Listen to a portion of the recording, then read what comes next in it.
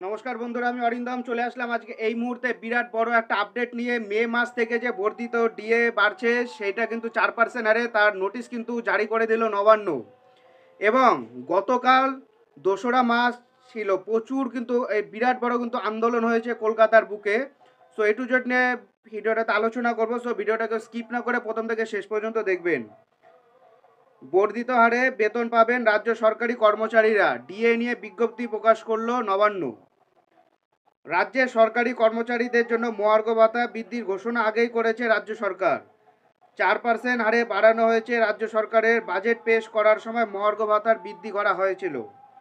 শুক্রবার ডিএ দেওয়ার ব্যাপারে বিজ্ঞপ্তি প্রকাশ করল নবান্ন।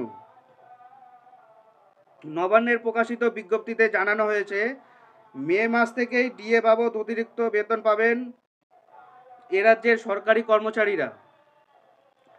যদিও কেন্দ্রীয় সরকারি কর্মীদের সাথে সমান হারে ডিএর দাবিতে আন্দোলন করছেন সরকারি কর্মচারীরা।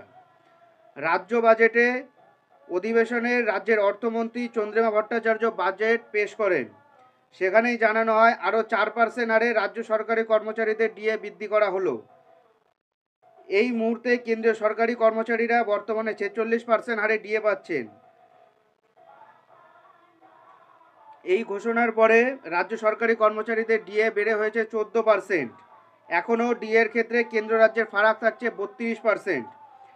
রাজ্য বাজেটে সরকারি কর্মচারীদের মে মাস থেকে আরও 4% মহার্ঘ ভাতা দেওয়ার ঘোষণা করেছিল। গত শুক্রবার নবান্ন থেকে এ বিষয়ে আনুষ্ঠানিকভাবে বিজ্ঞপ্তি জারি করে দিল। অর্থ দপ্তরের জারি করা বিজ্ঞপ্তিতে বলা হয়েছে, আগামী মে মাস থেকে আরও 4% মহার্ঘ ভাতা পাবেন সরকারি কর্মচারী ও পেনশনভোগীরা। বর্ধিত ডিএর ফলে উপকৃত হবেন রাজ্যের 14 লক্ষ সরকারি কর্মচারী। রাজ্যের ডিএ বৃদ্ধির ঘোষণার পরে রাজ্যের সরকারি কর্মচারীদের প্রাপ্ত ডিএর হার বেড়ে 14% হয়েছে। কেন্দ্রের সঙ্গে ফারাক কমলো আরও কিছুটা, তবে কেন্দ্রের সাথে ফারাক এখনও 32% এখনও বাকি। চলতি বছরে মে মাস থেকে কার্যকর হবে নতুন ডিএ। এর আগে ডিসেম্বরে এক দফা ডিএ বাড়ানো হয় রাজ্যের সরকারি কর্মচারীদের। বড়দিন অনুষ্ঠানে গিয়ে সেখানে 4% ডিএ ঘোষণা করা হয় রাজ্যের মুখ্যমন্ত্রী মমতা বন্দ্যোপাধ্যায়। এতে উপকৃত হবেন 14 লক্ষ কর্মচারী।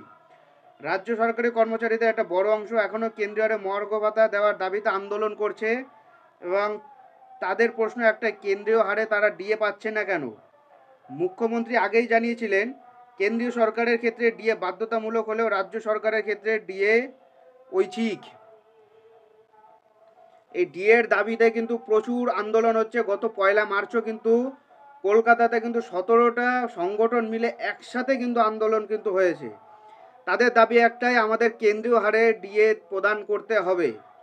তারা রীতিমতো অনশন করছে, কর্মবিরতি পালন করছে, এ টু জেড কিন্তু তারা করে যাচ্ছে। শুধু মাননীয় মুখ্যমন্ত্রী তাদের একটু একটু করে, কেউ বলছে ভিক্ষা তো কেউ বলছে ললিপপ।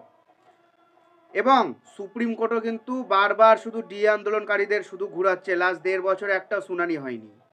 সো বন্ধুরা, এটাই হলো আজকেকার আপডেট। সো এরকম আপডেট পেতে হলে আমাদের চ্যানেল ইউজার অরিন্দমকে সাবস্ক্রাইব করে আমাদের পাশে থাকুন। দেখা হচ্ছে পরের ভিডিওতে। ভালো থাকবেন সবাই। নমস্কার, জয় হিন্দ, বন্দে মাতরম।